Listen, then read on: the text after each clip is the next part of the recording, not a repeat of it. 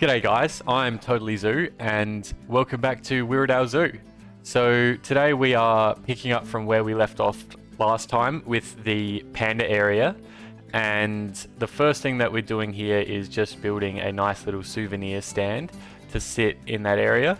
I was close to building a large area with toilets and restaurants and all this stuff, but I do have plans to have that at sort of the central hub of the Jewels of Asia section of the zoo, and I figure that that is not going to be too far away from where this will be, so it's probably a bit redundant to have another food thing so close. So that's why I changed my mind with that. So we just want to have a nice souvenir stand which will be selling panda related merchandise, and what I'm doing here is just hopefully building something that I can reuse relatively easily for future souvenir stands if and when I want to do those. Obviously when you're playing things like challenge mode or franchise mode, you have a lot of incentive to build these types of shops all over your zoo, but because I have the ability to ignore that, I'm not going to place them when I don't think they're overly necessary. So when I've been at zoos, there's really not that many souvenir stands around. There's probably a handful, and definitely as far as food and drink options go, there's usually one or two big central shops and maybe a vendor somewhere else as well. But with that, I want to be a little bit more focused on the animals. I don't mind building these things, and they really do contribute to the overall appearance of the zoo, but I don't want to be going too crazy with the building side of things. I want to have some really nice habitats more so. So we're just filling up with a few different panda related things, some posters, some plushies and some puzzle boxes and that kind of thing. The back area there I don't actually put anything in, but it's implied that that would be filled with boxes and other backup storage for the workers there. Obviously in Planet Zoo the workers will just hop over the counter, but I think it's nice to have these proper entrances and exits and things for them because that's more realistic. And as I continue to harp on, when things look more realistic, they tend to just look better. You can go really crazy with putting all sorts of things down that looks extravagant, but it tends to not look as good as just something simple but more real.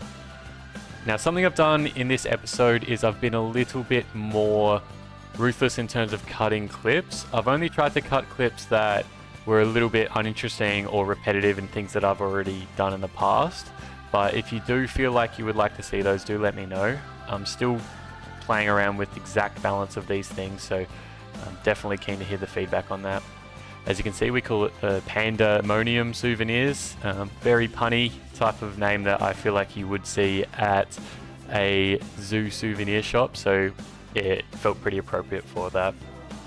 So this was something that I had in my plans immediately after finishing the last episode. I wanted to make sure we had a good backstage area for the pandas, but my plan for this is basically this will be a generic backstage area for all medium to large size carnivores. Now, technically pandas aren't really carnivores, but they fit into the mold of what we're looking for with that, where they're quite dangerous and everything. So we will be aiming to use this for most species ranging from tigers to the honey badger, for example. There are probably a few exceptions to this, and the main one would be group size. So obviously we've already done the coyotes. Lions would probably be another situation where it's not appropriate to fit them all into that holding cell. Generally this is appropriate for most solitary animals and maybe some of the smaller ones that live in groups, but we will basically use this hopefully in most cases. It'll be really easy to copy and paste and just chuck it in without having to think too much about. And that leads me straight into the building tip for today, which is basically what I've just said. It is think about doing these types of things once. You don't want to have to do this 5-6 times. You don't want to do it every single time that you build a new habitat.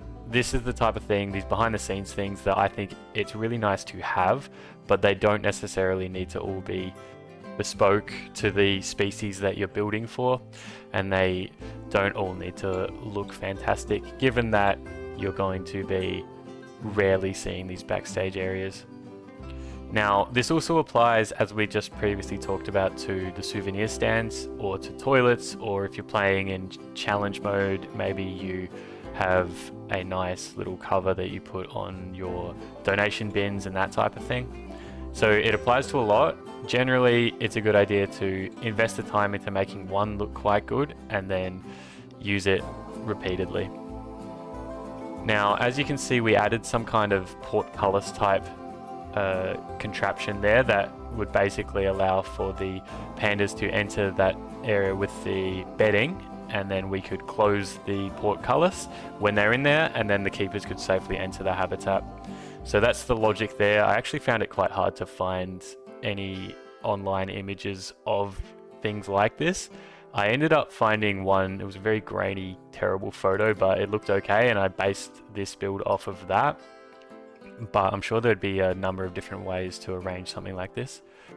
I took a few things from the Steam Workshop. There's the sort of warehouse shelves there, the sink, and a couple of carts and things. Just chuck them in. I don't need this to be super full of anything in particular. It's just completely non-functional as it is, so we just need it to look okay, basically. Do let me know, by the way, if you would like to see my version on the Steam Workshop. Very grateful for the people who do upload to the Steam Workshop. I'm not entirely sure there's many people who want anything that I've built, but if you would like something like this, I'm happy to upload it. Now, because this is non-functional, we end up having to add the doors elsewhere, and basically I've just put the door to the habitat directly into the side of the guest viewing area for the indoor section of the panda habitat, and then we just coat it with a bunch of different plant life. As always, the old reliable is the ponytail palm. They look amazing, so chucking a bunch of them down and then surrounding it with the other old reliable, the scaevola bushes and trees and whatnot. So I knew I was going to be spending a good amount of time making this, so I just took a few shots as I added in the layers of different plant life and things across here. And I threw in some pathing and things as well back to the panda habitat and to the souvenir shop. I wanted to include this part in particular here, I wanted to get a look at the Pear David's deer in the background, and felt like it's a good opportunity to have just a little window for the guests to be able to peek them from behind. So we've only just got to the star of the show today, which is the Red Panda. So it makes a lot of sense to have the Red Panda and the Panda side by side. So we are building for them. So what I've done is I wanted to have a little tunnel for them to climb across the top of the guests between two different habitats. So it's important, obviously, that they can actually pathfind through that. So I just wanted to give them a bit of a testing area and look at how they could traverse through those. Just because if you build something and then turns out after the fact that it's not going to work, that's a bit of a headache and a nightmare for me, and I would rather not do that. I did that last time with the paths and everything, and I don't want to do that if I can avoid it again. So we tested that a few times over, and then I was confident enough that it would work. It did require a few tweaks afterwards, but nothing major, because the pathfinding in this game can be wildly inconsistent. So the care manual for the Red Pandas says that they are very good climbers, obviously, but they're not very good jumpers. So as you can see, we put down a few of these 50 centimeter tubes, and that lays up a 1.5 meter gap that we can place down this concrete, and we know that that's going to be high enough that they won't be able to jump out of. And we can then chuck in a few bits of plant life and things to look over. I would have loved if the moat here could have been closer to the guests, but obviously with the way paths work in this game, we have to take what we can get. So I saw this at the Taronga Zoo. It was incredibly mossy on the rock on the pandas side of the habitat, and it wasn't quite so much on the guest side of the habitat. So I wanted to replicate that a little bit here, and as you can see, we just repeat that pattern across the way. And the pandas, if they fall in there, need a way out, so we just add a little branch for them to climb out of. Again, that was in Taronga Zoo, and quite basic, but really looks quite nice in the end. Because of the fact that we need a very abrupt elevation change between the moat and the pandas area, I put the mulch across that line, and the mulch does not blend awfully well with the surrounding terrain, so I end up actually just copying that mulch up and across as well, so the whole base of the terrain ends up just being mulch, which is fine because we cover it for the most part with plant life, so you don't really notice it. Now, like I say, we wanted to have 2 different areas for the pandas to live in. So for this one, this is the show habitat. This is where you can see them at most times. And we wanted to have a really nice focal point, and I tried every single climbable tree in the game until I landed on this one. I think it looks really nice, and it's quite ideal. What we can do is then play around with putting some plant life in to limit their traversable space, so they ideally spend most of their time up in the trees and climbing. Now, anyone who's worked with the climbable trees before knows that the animals look a bit glitchy when they're actually climbing the tree itself, so it's a pretty good idea to give them some other things to climb, but at the same time, I'm willing to live with a little bit of glitchiness, given that the pandas will probably like to climb an actual tree. I want to give them that as well, so we have a bit of a trade-off there. Now, I wanted to include this part. I wanted to have some kind of barrier to prevent the pandas from jumping on top or onto the sides of this bridge, because they could easily just jump out of the habitat from there, but there was nothing I could really land on that ended up working. I think what we're going to do is just use our imagination and say that there is a transparent plastic cone that's preventing them from jumping over the edges there. I would have loved to include something a bit more substantial, but we had to go with what the game allows, basically. Now, the logic behind this half of the habitat is basically that while the other half is the show habitat, this one is going to prevent the guests from seeing the pandas when they're at ground level, and you can only see them by looking over the fence when they're up climbing in the trees. So in reality, that would be the majority of the time, but in game, the pandas don't climb quite as much as I would like them to, so we have to sort of live with the fact that they're not really in those trees very often. I've seen them climb them once, and I was spending about an hour trying to get good cinematic shots for this episode, so unfortunately they don't seem to want to go up in the trees, which we haven't added yet, but you'll see shortly. I think the trees look really nice, and in real life would be really cool to be able to see the pandas climbing up and the confidence that they have in there, but we just have to live with it. As you can see there, I was just making sure that the panda could actually traverse through that area. We were getting all sorts of weird glitches. They were getting put in boxes all the time just for existing and all sorts of weird stuff, so eventually it did end up working, but I had to tweak a few little bits and pieces on the way. Now, the other main takeaway for me from the care manual for the pandas is that they need these nest boxes, and so I just built a few.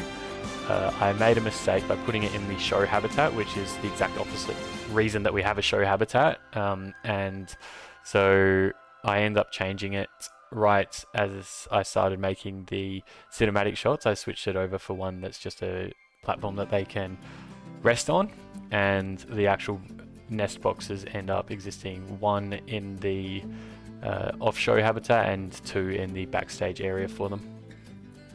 So I'd just like to once again say a thank you to the people who have been joining the channel lately. I've had a few really heartwarming comments and people just letting me know that they're enjoying the videos, which has been fantastic to hear.